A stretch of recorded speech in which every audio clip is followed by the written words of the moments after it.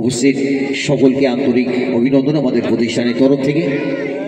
তো শুরুতেই শুনুন একটি মিউজিকের পরেই শুনতে পাবেন বিভিন্ন শিল্পীর কণ্ঠের গান, সাথে সাথে কিছু মজার জিনিস আমরা এনেছি আপনাদের দেখাবো।